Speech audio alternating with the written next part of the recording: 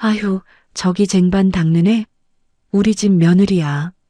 상고 나온 고졸이라 배운 게 없어서 아주 천박해. 우리 아들이 불쌍해서 구제해줬더니 고맙게도 우리 둘째 아들 사장님 밑에서 알바를 다 하네. 호호. 내 피 같은 돈이억을 쏟아부어 차린 내 명의의 가게 한가운데서 시어머니는 보란듯이 지저댔습니다. 고졸이라 천박하다고요? 좋습니다. 그 잘난 4년제 출신 시동생과 고상하신 시어머니. 오늘부로 이 천박한 제 가게에서 당장 나가주시죠. 개업 첫날 저는 망설임 없이 포스기 전원을 확 뽑아버렸습니다. 과연 뻔뻔한 시댁의 최후는 어떻게 되었을까요? 오늘도 끝까지 잘 들어주세요. 감사합니다. 안녕하세요. 제 이름은 김주희, 올해 34입니다. 저는 남들과는 조금 다른 10대와 20대를 보냈죠. 인문계 고등학교에 진학해 화려한 대학 캠퍼스를, 누비는 꿈을 꾸던 친구들과 달리 저는 일찌감치 상업계열 특성화고를 선택했습니다. 넉넉하지 못했던 집안 형편 탓도 있었지만 하루빨리 사회에 나가 제 두 손으로 직접 돈을 벌고 싶었거든요. 운이 좋게도 저는 고등학교 졸업과 동시에 제1금융권은행에 정규직으로 떡하니 입사할 수 있었습니다. 김대리, VIP 고객님 적금 만기건 처리 좀 부탁해요. 네, 과장님. 제가 지금 바로 서류 꼼꼼하게 확인하고 연락드리겠습니다. 남들이 술 마시고 미팅하며 20대의 낭만을 즐길 때 저는 딱딱한 창구에 앉아 수많은 고객을 상대하며 치열하게 살았습니다. 매달 월급이 통장에 찍히면 숨만 쉬고 적금부터 부었죠. 어린 나이부터 큰 돈을 만지는 직업이다 보니 경제관념 하나는 정말 누구보다 빠삭하게 깨우쳤어요. 주희야, 너 이번 달에도 적금 또 들었어? 대체 돈을 얼마나 모으려고 그래? 나중에 떵떵거리고 살려면 지금 바짝 모아야지. 너도 맨날 명품 가방만 사지 말고 저축 좀 해. 동료들이 예쁜 옷을 사고 해외여행을 다닐 때도 저는 꾹 참고 악착같이 돈을 모았습니다. 덕분에 30 중반이 된 지금 제 나이 또래 친구들은 상상도 못할 만큼 꽤 쏠쏠한 목돈을 거머쥘 수 있었죠. 그렇게 일개미처럼 앞만 보고 달리던 제게도 운명처럼 사랑이 찾아왔습니다. 지인의 소개팅으로 동갑내기인 지금의 남편을 만나게 된 겁니다. 첫 만남부터 남편은 제게 푹 빠진 눈치였어요. 주희 씨는 진짜 대단한 사람 같아요. 요즘 우리 나이에 주희 씨처럼 똑부러지게 사는 사람이 어딨어요. 제가 좀 극성맞게 살긴 했죠. 어릴 때부터 일찍 사회생활을 시작해서 남들보다 화려하진 않지만 그래도 제 힘으로 떳떳하게 사는 게 좋거든요. 난 주희 씨의 그런 당당한 모습이 정말 눈부시게 멋있어요. 배울 점도 참 많고요. 남편은 제 특유의 성실함과 야무진 면모에 깊이 반했다고 입버릇처럼 말했습니다. 저 역시 사람 좋고 다정한 남편의 성격에 금세 끌리게 되었죠. 우리는 불같은 연애를 시작했고 시간이 흐르면서 자연스럽게 평생을 함께하자는 약속을 나누게 되었습니다. 자기야, 나랑 결혼해 줄래? 내가 진짜 평생 손에 물 한 방울 안 묻히게 해줄게. 어휴, 말이나 못하면. 손에 물 안 묻히게 해준다는 남자들 치고 마음고생 안 시키는 남자가 없다더라. 아니야, 난 진짜야. 나 자기 꽉 잡아서 평생 여왕님처럼 모시고 호강시켜 줄 거야.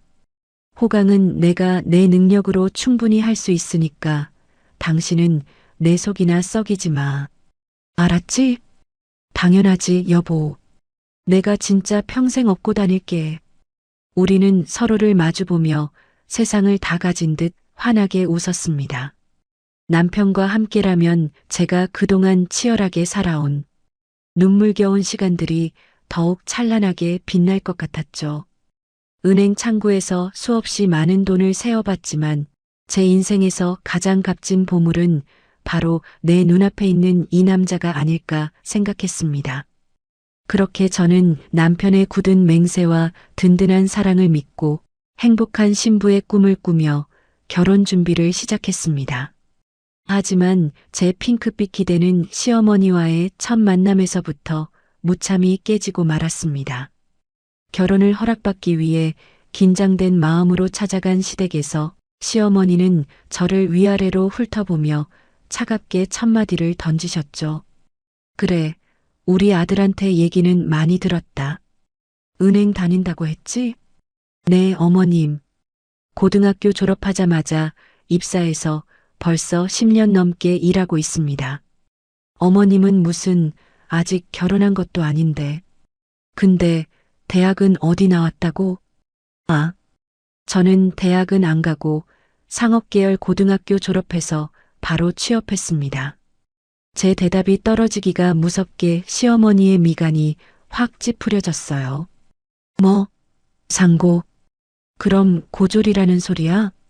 아니, 요즘 세상에 대학 문턱도 못 밟아본 사람이 다 있니? 엄마, 고졸이 뭐 어때서 그래? 주희 나이에 벌써 은행 정규직 대리야. 나보다 돈도 훨씬 많이 벌고 얼마나 똑부러지는데. 남편이 당황하며 저를 감싸고 돌았지만 시어머니는 코웃음을 치셨습니다. 아유, 이 철없는 놈아. 은행 창구에서 남의 돈이나 세는 게 무슨 대수라고 유세야. 여자는 무릇 4년제 대학은 나와야 기본 교양이 뼈에 새겨지는 법인데. 저는 입술을 꽉 깨물며 차오르는 수치심을 억눌러야만 했습니다. 결국 남편이 시어머니를 강하게 뜯어말리고 제 편을 들어준 덕분에 저희는 우여곡절 끝에 무사히 결혼식을 올릴 수 있었죠. 하지만 시어머니의 은근한, 때로는 아주 노골적인 무시는 결혼 후에도 끈질기게 이어졌어요. 어느 주말 시가에 점심을 먹으러 갔을 때였습니다. 예, 주희야. 너 과일 좀 깎아와라. 아유, 사과 껍질을 왜 이렇게 두껍게 깎니? 죄송해요, 어머니. 제가 다시 예쁘게 깎을게요. 됐어, 줘봐. 하여튼 대학을 안 나와서 그런지 매사에 배운 티가 안 나요.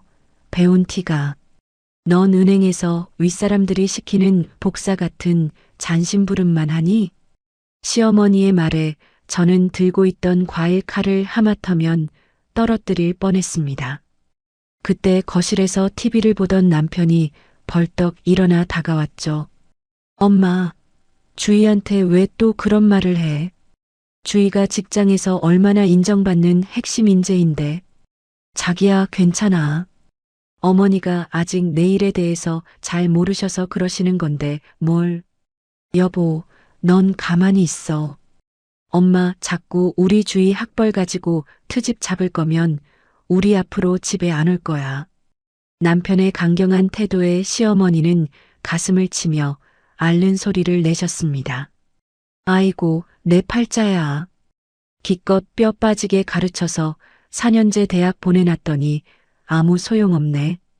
어디서 고졸 며느리한테 홀려가지고 제 애미한테 눈을 불하려. 엄마 제발 그만 좀 해. 주희가 엄마한테 무슨 잘못을 했다고 자꾸 사람을 깎아내려. 남편의 적극적인 방어막 덕분에 더 큰 싸움으로 번지지는 않았지만 제 가슴 속에는 늘 시어머니의 날카로운 말들이 가시처럼 박혔습니다.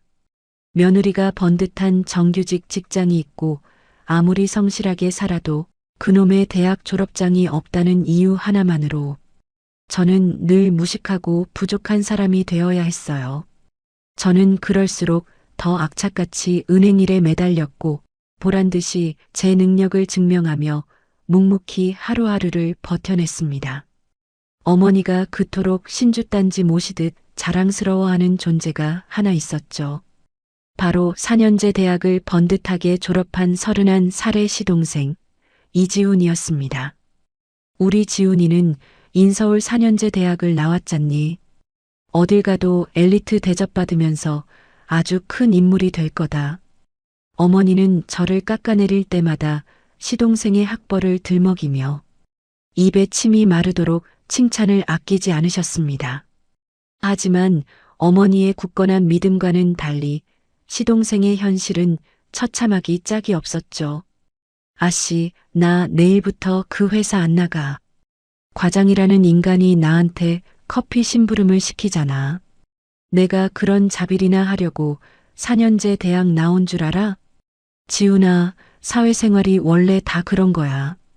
처음엔 밑바닥부터 시작하는 거지. 너 벌써 올해만 3번째 퇴사야. 남편이 답답한 마음에 쓴소리를 해봐도 시동생은 콧방귀만 뀌었습니다. 형이 뭘 알아?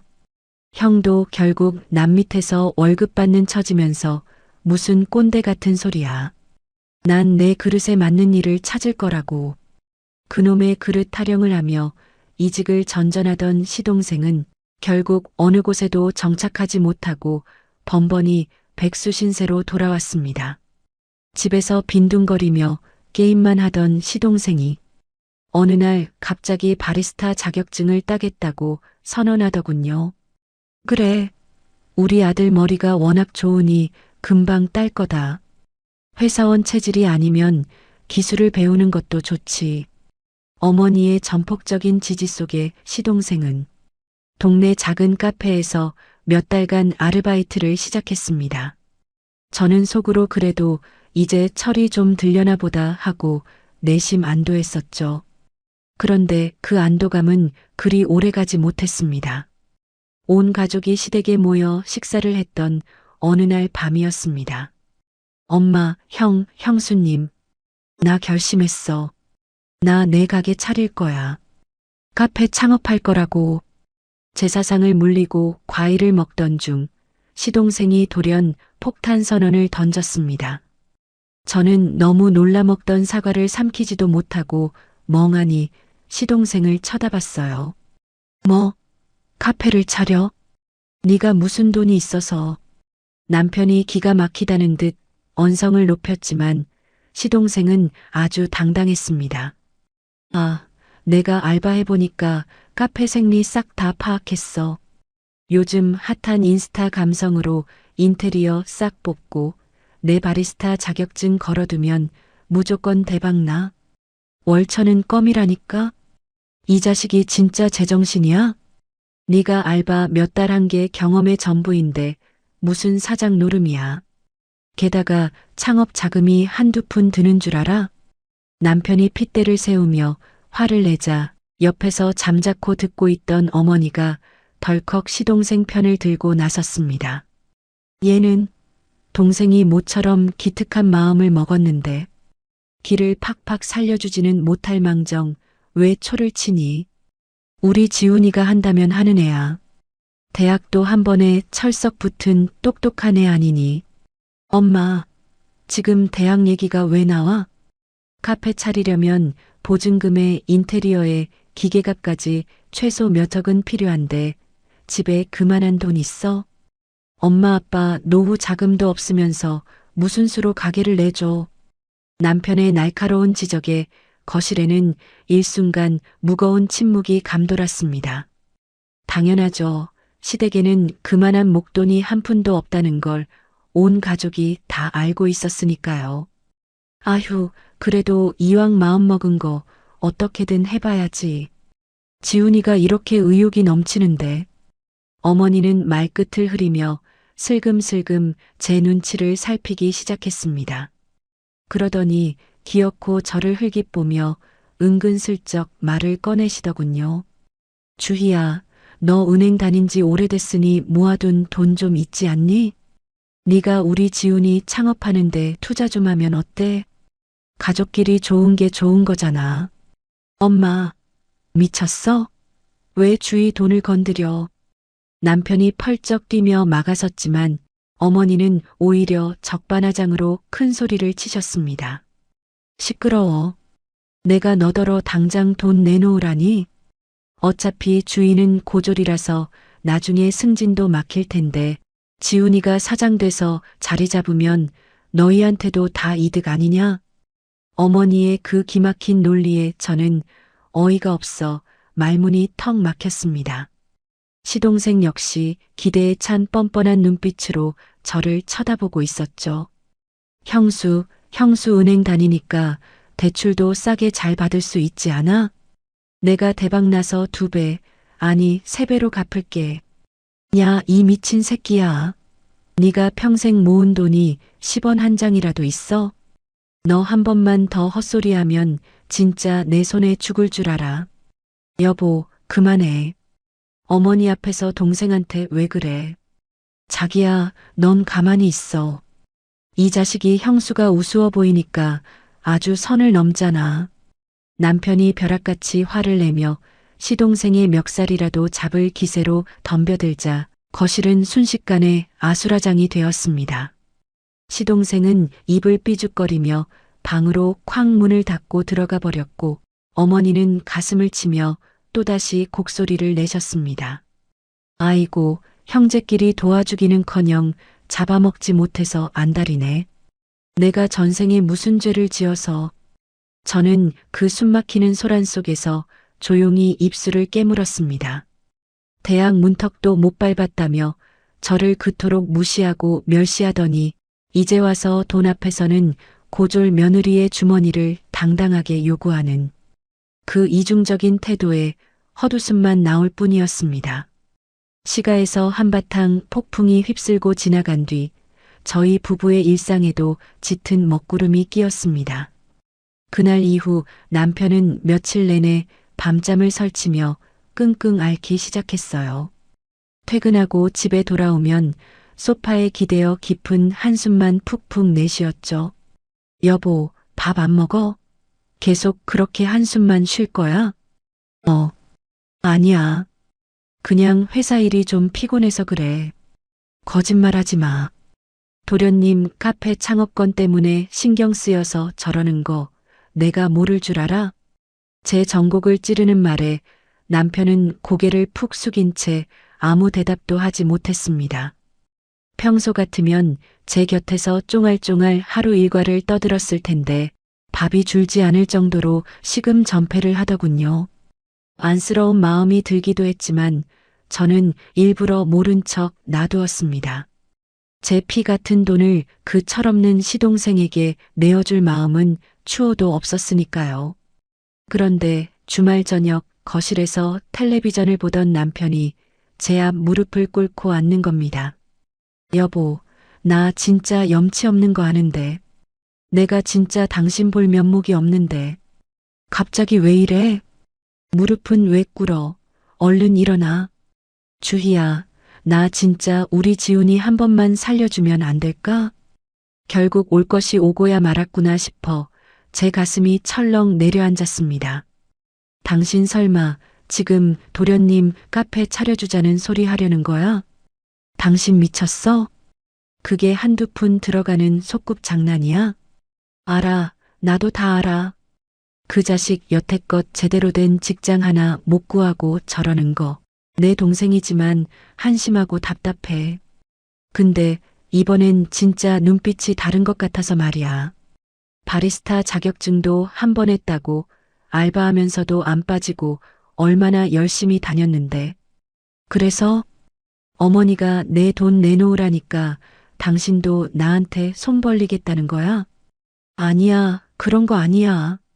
엄마가 당신 무시하고 함부로 말하는 거 내가 진짜 다 막을게. 내가 앞으로 엄마 못 만나게 중간에서 철저하게 다 끊어낼 테니까 제발 우리 동생 사람 구실 좀 하게 이번 한 번만 도와주자. 남편은 제 두 손을 꽉 쥐고 눈물까지 글썽이며 애원했습니다.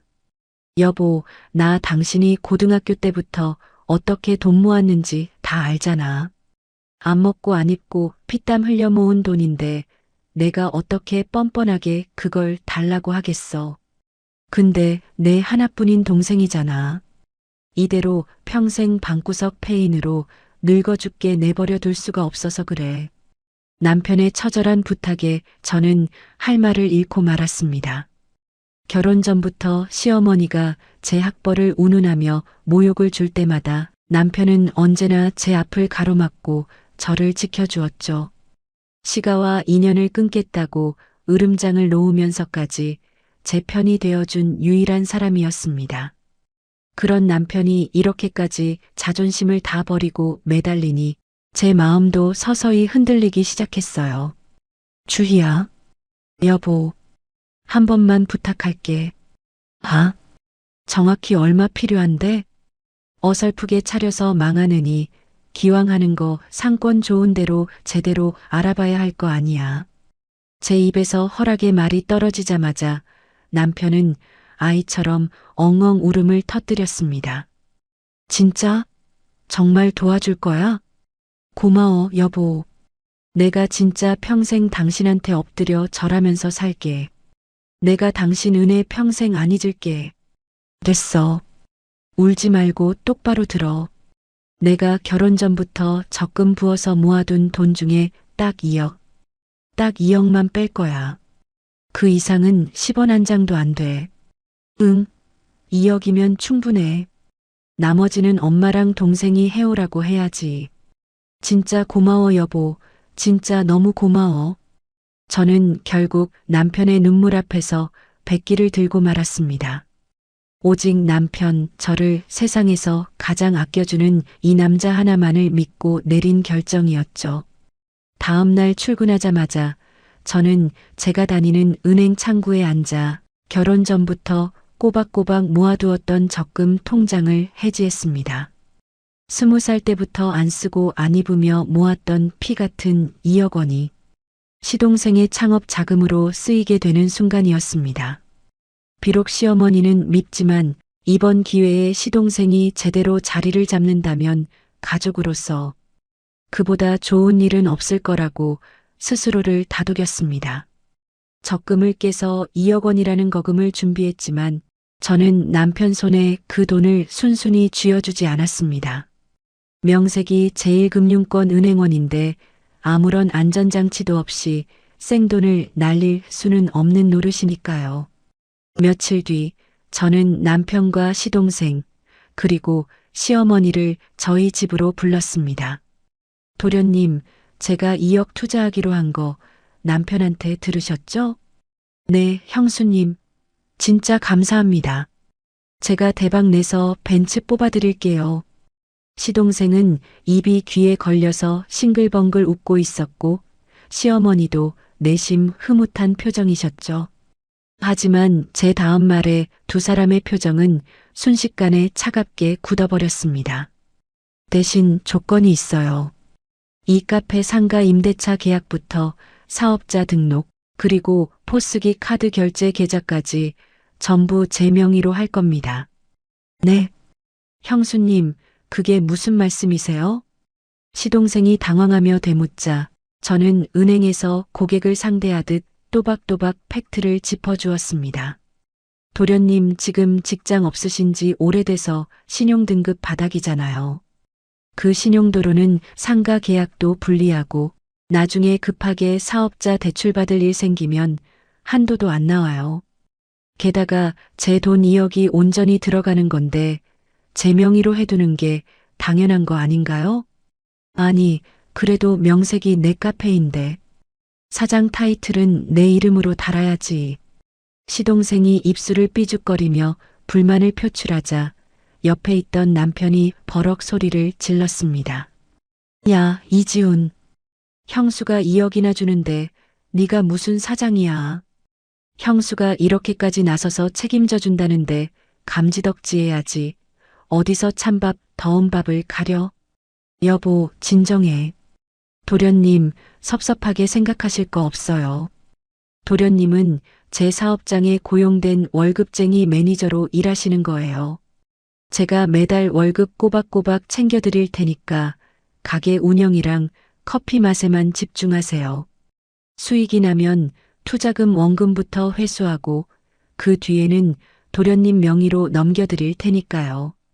제 단호하고 논리적인 말에 시동생은 꿀먹은 벙어리가 되었습니다. 결국 남편의 닥달과 당장 창업 자금이 아쉬웠던 현실 때문에 시동생은 마지못해 고개를 끄덕였죠. 그런데 가만히 듣고 있던 시어머니의 표정이 심상치 않았습니다. 예, 주희야. 꼭 그렇게까지 야박하게 굴어야겠니? 어차피 가족끼리 돕고 사는 마당에 그냥 기분 좋게 우리 지훈이 이름으로 해주면 좀 좋아? 어머니, 돈 문제에 가족이라고 대충 넘어갔다가 나중에 얼굴 붉히는 일 은행에서 수없이 봤습니다. 도련님 앞길 열어드리는 건 맞지만 제 재산도 안전하게 지켜야죠. 제 뼈 있는 대답에 시어머니는 콧방귀를 크게 뀌셨습니다. 허유, 참나.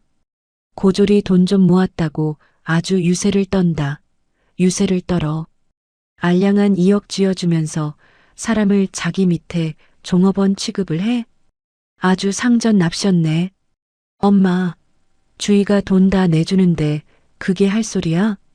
진짜 그만 좀 하라고. 남편이 화를 내자 시어머니는 입을 비쭉거리며 고개를 휙 돌리셨습니다. 내가 틀린 말 했니? 배운 게 없으니 돈으로 사람 부리려고 드는 거 아니야. 우리 지훈이가 사장 소리도 못 듣고 며느리 밑에서 일하게 생겼는데 애미로서 속상해서 한마디도 못하니? 어머니의 모진 말들이 비수처럼 날아와 꽂혔지만 저는 흔들리지 않았습니다. 어차피 감사 인사 따위는 처음부터 기대하지도 않았으니까요. 저는 속으로 꾹꾹 화를 삼키며 철저하게 서류를 준비했고 오직 제 명의로만 모든 창업 절차를 하나둘씩 진행해 나갔습니다. 상가 계약부터 인테리어, 공사, 집기류 세팅까지 제 손을 거치지 않은 곳이 없었습니다. 퇴근하고 피곤한 몸을 이끌고 매일 밤 가게로 출근 도장을 찍으며 하나부터 10까지 꼼꼼하게 챙겼죠. 반면 입으로만 사장님을 외치던 도련님은 인테리어 업자에게 이리저리 끌려다니기 바빴습니다. 결국 벽지 색깔 하나부터 커피 머신 브랜드까지 전부 제 결제를 거쳐야만 했어요. 그렇게 제 피땀이 고스란히 녹아든 카페가 드디어 대망의 오픈 날을 맞이했습니다. 주말이라 저도 아침 일찍부터 앞치마를 두르고 나와 손님 맞을 준비를 하고 있었죠. 여보, 진짜 고생 많았어. 자기야말로 나 도와주느라 고생했지. 우리 오늘 첫날이니까 대박 나게 파이팅하자. 남편과 제가 두 손을 맞잡고 의지를 다지고 있을 때였습니다. 갑자기 가게 유리문이 부서져라 활짝 열리더니 시끌벅적한 무리가 우르르 들이닥쳤습니다. 아이고, 다들 어서 와, 어서 들어와. 여기가 우리 둘째 아들이 이번에 으리으리하게 차린 그 카페야. 바로 시어머니였습니다. 시어머니는 동네 친구분들은 물론이고 평소엔 연락도 잘 안 하던 친척들까지 관광버스 수준으로 잔뜩 몰고 오셨더군요. 순식간에 카페 안이 시장통처럼 시끄러워졌습니다. 어머, 정수가. 가게가 터도 좋고 아주 널찍하니 좋다야. 인테리어도 요새 젊은 애들 딱 좋아하는 세련된 스타일이네. 시어머니, 친구분들의 칭찬이 쏟아지자 시어머니는 어깨에 잔뜩 힘을 주고 거들먹거리기 시작했습니다. 그럼 우리 지훈이가 대학에서 배운 감각이 다 어디 가겠니? 내가 돈 좀 넉넉하게 보태주긴 했지만 이 가게 머리부터 발끝까지 다 우리 아들 솜씨지. 그 말을 듣는 순간 저는 기가 막혀서 헛웃음이 다 났습니다. 제가 밤새 발품 팔아 고른 조명과 테이블을 보며 도련님 솜씨라니요. 남편도 곁에서 듣다가 어이가 없는지 얼굴이 불그락푸르락 해졌습니다. 엄마, 지금 여기서 무슨 헛소리를 하는 거야? 주희가 밤낮 없이 고생해서 다 꾸민 거고 돈도 거의 다 주희 주머니에서 나온 건데. 남편이 제 눈치를 보며 시어머니에게 쏘아붙였습니다. 하지만 시어머니는 남편의 등짝을 찰싹 때리며 눈을 흘기셨죠. 아유, 이 눈치 없는 놈아. 넌 좀 가만히 있어라. 내 지인들 다 모인 자리에서 굳이 며느리 돈으로 차렸다고. 동네방네 떠들어야 속이 시원하겠니? 그래도 그렇지. 지훈이가 다 한 것처럼 거짓말을 하니까 그러지. 시끄러워. 내 동생 기 살려주려고 하는 소리니까 넌 저리 가 있어. 시어머니는 남편의 입을 억지로 틀어막더니 다시 친구분들 사이로 쏙 들어가 버렸습니다. 그러고는 아주 자기 안방인 양 카운터를 향해 목청을 높이셨죠. 지훈아, 여기 우리 모임 식구들 마실 커피 제일 비싼 걸로 쫙 뽑아와라. 저기 진열장에 있는 케이크도 종류별로 싹 다 내오고, 졸지에 저는 제 돈 내고 차린 가게에서 앞치마를 두르고 시어머니 인맥들 뒤치다꺼리나 하는 종업원 신세가 되었습니다. 남편이 씩씩거리며 카운터로 다가와 제 손을 잡았습니다.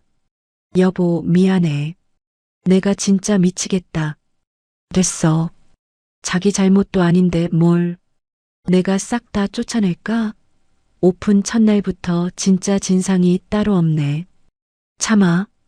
어차피 오픈 첫날이라 손님도 받아야 하는데 소란 피우지 말자. 저는 끓어오르는 화를 간신히 억누르며 묵묵히 포스기에 시어머니 일행의 주문을 입력했습니다. 손님들이 하나둘씩 더 들어오기 시작하면서 카페 안은 눈코 뜰 새 없이 바빠졌습니다. 저는 쉴 틈 없이 포스기를 두드리고 완성된 음료와 디저트를 쟁반에 담아 나르느라 온몸이 땀범벅이 되었죠. 반면에 도련님은 기가 막히게도 지인들이 오자 카운터에서 쏙 빠져나가 시어머니 테이블에 합석을 하더군요. 어머니, 친구분들 오셨는데 제가 특별히 신경 써서 커피 내렸습니다. 드셔보시고 맛없으면 언제든지 말씀하세요. 하하. 아주 당당하게 사장 행세를 하는 도련님의 모습을 보니 기가 찼습니다. 저와 남편은 파김치가 되어 빈 테이블을 닫고 밀려드는 주문을 쳐내느라 고군분투하고 있는데 말이죠. 여보, 저기 창가 쪽 3번 테이블 쟁반 좀 치워줄래? 응, 알았어. 내가 금방 치울 테니까 당신은 카운터 좀 봐. 남편이 불이 나게 움직였지만 개업 첫날이라 일손은 턱없이 부족했습니다. 그렇게 우리 부부가 녹초가 되어갈 무렵 시어머니가 앉아있는 테이블 쪽에서 왁자지껄한 웃음소리가 터져 나왔습니다. 저는 추가로 주문받은 조각 케이크 접시를 들고 시어머니 테이블로 다가갔죠. 주문하신 치즈 케이크랑 티라미수 나왔습니다. 제가 깍듯하게 인사하며 케이크를 내려놓는데도 시어머니는 저에게 눈길 한 번 주지 않으셨습니다. 오로지 친구분들에게 둘러싸여 자랑을 늘어놓느라 여념이 없으셨죠. 아유, 정수가. 너는 진짜 자식 농사 하나는 기가 막히게 지었다. 맞아. 둘째가 어쩜 이렇게 싹싹하고 능력도 좋아? 이 나이에 이런 번듯한 카페 사장님이라니. 넌 이제 2다리 쭉 뻗고 자겠다, 야. 친구분들의 찬사에 시어머니는 콧대가 하늘 높은 줄 모르고 치솟았습니다. 예, 말도 마라. 우리 지훈이가 대학 다닐 때부터 인물이 훤해서 교수님들도 아주 칭찬이 자자했어. 머리에 든 게 많으니까 이런 사업 구상도 척척 해내는 거 아니겠니? 내가 아주 든든해서 밥을 안 먹어도 배가 부르다니까. 그때 시어머니의 맞은편에 앉아있던 화려한 차림의 친구분이 저를 위아래로 훑어보며 물었습니다. 근데 정수가 저기서 아까부터 계속 서빙하고 테이블 치우는 저 아가씨는 누구야? 아주 싹싹하고 일도 잘하네. 지훈이가 벌써 알바생도 둔 거야? 그 질문에 싱글벙글하던 시어머니의 얼굴이 순식간에 일그러졌습니다. 제가 바로 등 뒤에서 빈 잔을 치우고 있었는데도 말이죠. 시어머니는 테이블에 있던 포크를 탁 내려놓더니 온 동네 사람들이 다 들으라는 듯이 앙칼진 목소리로 소리쳤습니다. 아유, 알바생은 무슨, 우리 집 며느리야. 근데 상고 나온 고졸이라서 배운 게 통 없잖니. 집안도 별 볼 일 없고 학벌도 짧아서 아주 천박하기 짝이 없어. 그 순간 카페 안의 공기가 차갑게 얼어붙는 것 같았습니다. 친구분들도 당황해서 서로 눈치만 보며 웅성거리기 시작했죠. 어머, 며느리였어? 나는 알바생인 줄 알았지. 그래도 며느린데 밖에서 그것도 손님들 다 있는 데서 그렇게 말하면 어떡해, 정수가. 하지만 시어머니는 멈추지 않았습니다.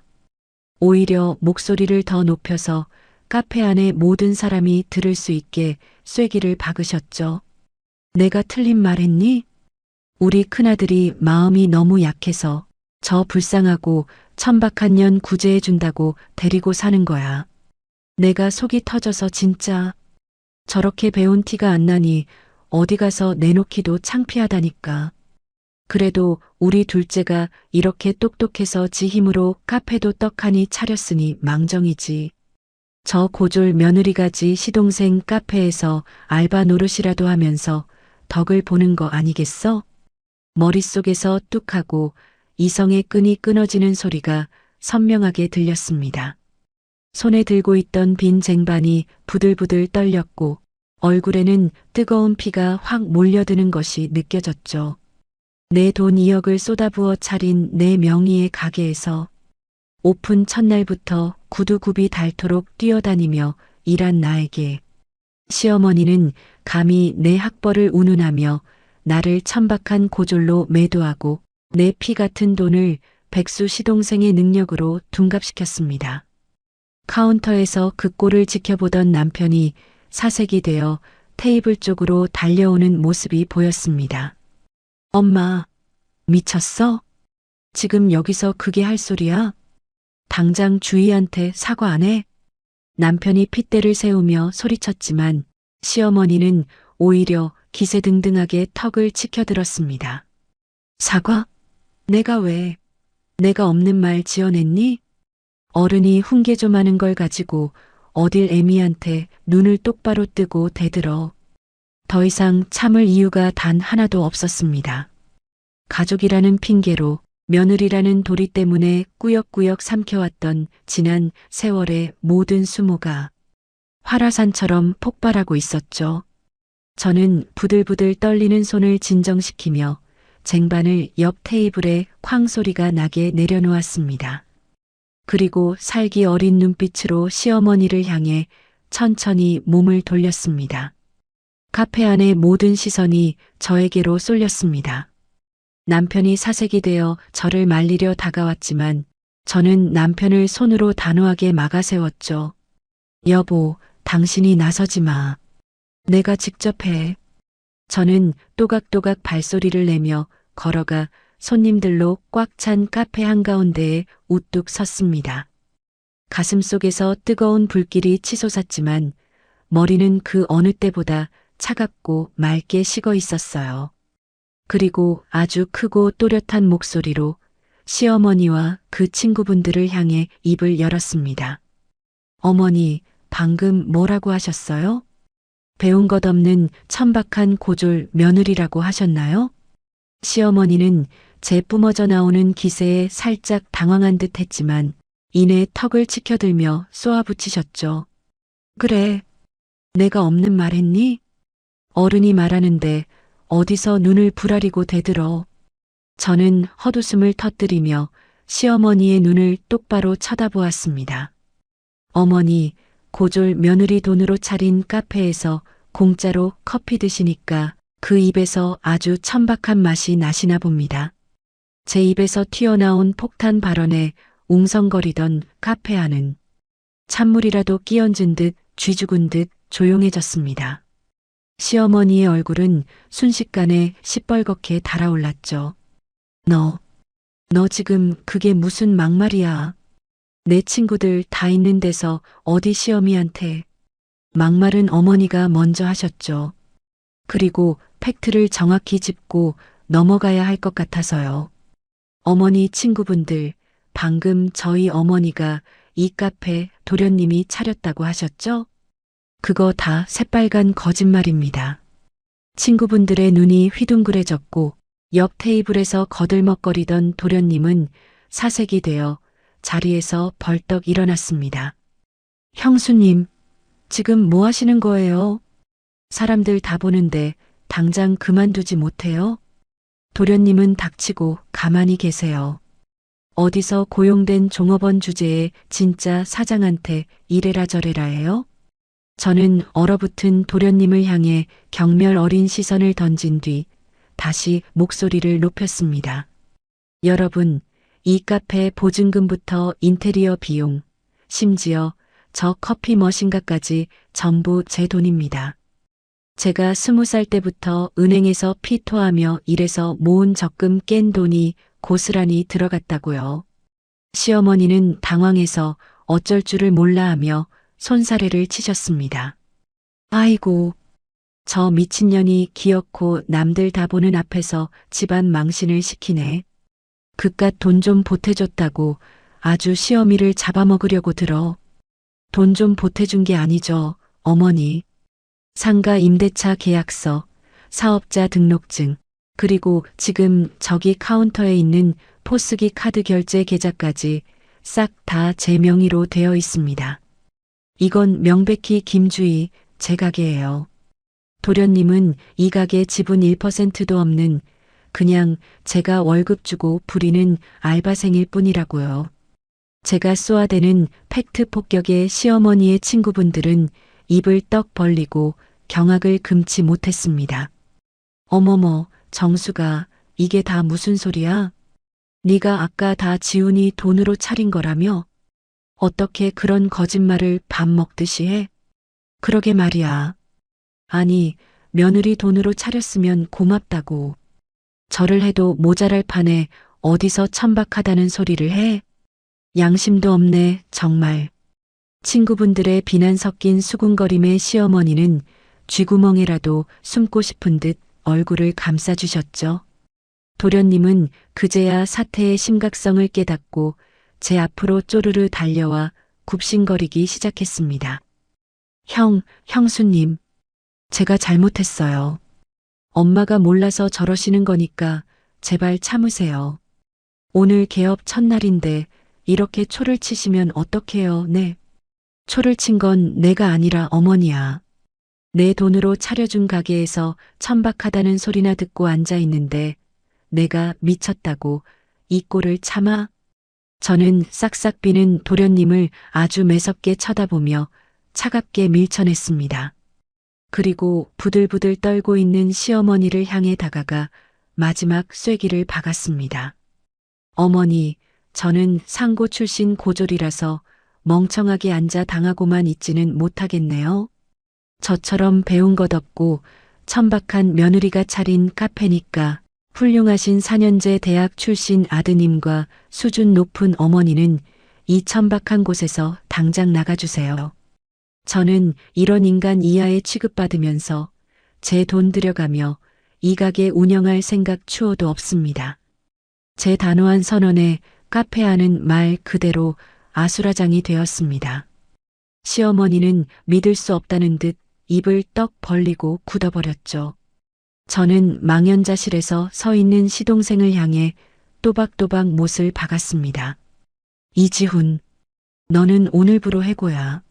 네, 형수님, 그게 무슨 말씀이세요? 말기 못 알아들어? 당장 가게 문 닫을 거니까 나가라고. 아니, 형수님, 오늘이 개업 첫날인데 문을 닫다니요. 내 가게 내가 닫겠다는데 네가 무슨 상관이야? 내가 명색이 사장인데 어떻게 그래요? 아직도 정신을 못 차렸네. 넌 사장이 아니라 내 밑에서 일하는 종업원이라고 방금 말했잖아. 아니, 형수님, 그게 아니라 제발 한 번만 봐주세요. 네. 도련님이 제 바지 가랑이라도 붙잡을 기세로 매달렸지만 저는 매몰차게 돌아섰습니다. 그리고 성큼성큼 카운터로 걸어가 망설임 없이 포스기의 전원 코드를 확 뽑아버렸죠. 툭 하고 포스기 화면이 까맣게 꺼지자 도련님의 얼굴도 하얗게 질렸습니다. 그제야 정신이 번쩍 든 시어머니가 제게 달려와 고래고래 소리를 질렀습니다. 야, 네가 미쳤구나. 감히 내 아들 앞길을 막아? 네가 뭔데 우리 지훈이 가게 문을 닫아라 말아야. 내가 돈 다 됐으니까 내 마음대로 하는 겁니다. 억울하시면 어머니가 돈 다 내놓으시든가요. 이 독사 같은 년. 고졸이라 무식해서 그런지 아주 하는 짓이 폐악질이네. 어머니 입에서 나오는 그 천박한 소리, 더는 안 듣는다고 했죠? 저는 차갑게 쏘아붙이고는 남편을 향해 고개를 돌렸습니다. 여보, 주희야. 나 오늘부로 이 가게 안 해. 여기 도어락 비밀번호 당장 바꿀 테니까 당신이 저 사람들 다 데리고 나가. 주희야, 잠깐만 진정하고. 진정? 당신 엄마가 내 얼굴에 침을 뱉었는데 내가 진정하게 생겼어? 내 피 같은 돈을 시궁창에 처박는 한이 있어도 나 저런 인간들 빼 불려주는 짓 절대 못해. 그러니까 당장 다 끌고 나가. 안 그러면 나 당장 경찰 부를 거니까. 제 단호하고 싸늘한 목소리에 그제야 남편은 사태가 돌이킬 수 없는 강을 건넜다는 것을 깨달았습니다. 남편의 시선이 파들파들 떨고 있는 저를 지나 여전히 씩씩거리고 있는 시어머니에게로 향했습니다. 순간 남편의 눈빛이 무섭게 돌변하더군요. 엄마, 당장 안 나가. 남편이 카페가 떠나가라 고함을 지르자 시어머니가 흠칫 놀라 어깨를 움츠렸습니다. 너 지금 애미한테 소리 지르는 거니? 그래. 내가 분명히 경고했잖아. 주희 무시하지 말라고. 주희가 제 피 같은 돈 털어서 지훈이 살려보겠다고 나선 건데 엄마가 어떻게 그따위로 짓밟아. 이 불효막심한 놈. 며느리년한테 홀려서 제 애미를 잡아. 엄마가 먼저 주희한테 씻을 수 없는 상처를 줬잖아. 내가 엄마 아들인 게 이렇게 수치스럽고 창피할 수가 없어. 남편은 짐승처럼 울부짖으며 시어머니를 향해 분노를 터뜨렸습니다. 시어머니의 친구분들도 남편의 무서운 기세에 눌려 슬금슬금 뒷걸음질을 쳤죠. 지훈이 너도 당장 나가. 2번 다시 내 형수 앞에 얼쩡거리지 마. 형? 나 진짜 어떡해. 내 친구들 다 온다 그랬는데. 어쩌라고 내 알 바 아니야. 벼룩도 낯짝이 있지. 너도 인간 되긴 글렀다. 남편은 도련님의 멱살을 잡듯 끌어당겨 카페 문 밖으로 억지로 내동댕이 쳤습니다. 그리고 망연자실한 시어머니의 팔을 거칠게 잡아 끌며 소리쳤죠. 엄마 친구분들도 다들 빨리 나가세요. 오늘 영업 끝났습니다. 아이고, 내 팔자야. 내가 아들 자식 키워봐야 다 헛거라니까. 시어머니는 가슴을 치며 통곡을 했지만 남편은 한치의 흔들림도 없이 시어머니와 도련님을 밖으로 쫓아냈습니다. 순식간에 소란스럽던 카페 안이 텅 비어버렸죠. 문 밖에서는 도련님이 유리문을 두드리며 살려달라고 애원하는 소리가 들려왔습니다. 하지만 남편은 굳은 얼굴로 카운터 쪽으로 걸어왔습니다. 여보, 내 말 잘 들어. 남편은 제 2 어깨를 단단히 감싸쥐고는 핏발선 눈으로 저를 쳐다보았습니다. 당신 말이 다 맞아. 당신이 하자는 대로 다 할게. 이 가게 당장 내일 부동산에 내놓자. 내가 책임지고 당신 원금에 권리금까지 싹 다 받아낼게. 당신, 미안해. 내가 끝까지 막아줬어야 했는데 결국 당신 입에서 저런 소리 나오게 만들어서 진짜 미안해. 남편은 제 앞에서 굵은 눈물을 뚝뚝 흘리며 진심으로 사과했습니다. 나 이제 우리 엄마랑 지훈이 안 봐. 오늘부로 연 끊을 거야. 당신 피눈물 나게 한 사람들, 나도 이제 내 가족으로 생각 안 해. 그러니까 여보, 아무 걱정하지 마. 내가 무슨 일이 있어도 당신 무조건 지켜줄게. 그제야 팽팽하게 당겨져 있던 제 긴장의 끈이 탁 풀리는 기분이었습니다. 억울함과 분노로 가득했던 마음이 남편의 단호한 결단 덕분에 조금씩 씻겨 내려갔죠. 가자, 주희야.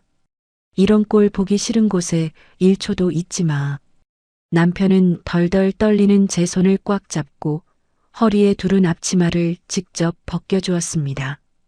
그리고는 가게의 모든 불을 끄고 제가 말한 대로 출입문 도어락 비밀번호까지 그 자리에서 싹 바꿔버렸죠. 밖에서 발을 동동 구르던 시어머니와 도련님은 굳게 닫히는 문 앞에서 절망적인 표정으로 털썩 주저앉아 있었습니다. 우리는 그들을 벌레 보듯 완벽하게 무시한 채 미련 없이 카페를 뒤로하고 걸어 나왔습니다. 다음 날 아침 무거운 눈을 떠보니 거실로 쏟아지는 아침 햇살이 유난히 눈부셨습니다. 밤새 한숨도 못 잔 탓에 머리는 지끈거렸지만 마음 한구석은 체증이 쑥 내려간 듯 홀가분했죠. 머리맡에 둔 휴대폰을 집어든 순간 저는 화면을 꽉 채운 알림창을 보고 헛웃음을 터뜨리고 말았습니다. 부재중 전화 60통. 발신자는 전부 시어머니였습니다. 거기에 도련님이 보낸 카톡 메시지는 스크롤을 한참 내려야 할 정도로 수십 개가 쌓여 있었죠. 형수님, 제가 정말 죽을 죄를 지었습니다. 제발 가게 문만 다시 열어주세요. 형수님, 제발 저 한 번만 살려주세요. 네. 새벽 내내 보낸 듯 시간이 갈수록 애절해지다 못해 구차해지는 메시지들을 보며 저는 차가운 미소를 지었습니다. 곧이어 시어머니가 남긴 음성 메시지도 눈에 띄었죠. 주희야, 시엠이다. 내가 어제 늙은이들 앞에서 체면 좀 세우려다가 말이 헛나왔다. 네가 참아야지 어쩌겠니. 내가 미안하다. 그러니까 제발 지훈이 가게 문 좀 열어다오. 우리 지훈이 저러다 죽겠다. 응? 사과인지 협박인지 모를 그 이기적인 음성을 듣고 있는데 옆에서 부스럭거리며 일어난 남편이 제 폰 화면을 보게 되었습니다. 남편의 얼굴이 순식간에 차갑게 굳어지더군요. 당신, 이거 당장 차단해. 이것들이 어제 그 난리를 쳐놓고 아직도 돈 냄새를 못 잊어서 들러붙네. 여보, 폰 이리 줘봐. 남편은 제 휴대폰을 빼앗아 들더니 시어머니와 도련님의 번호를 가차없이 수신 차단해버렸습니다.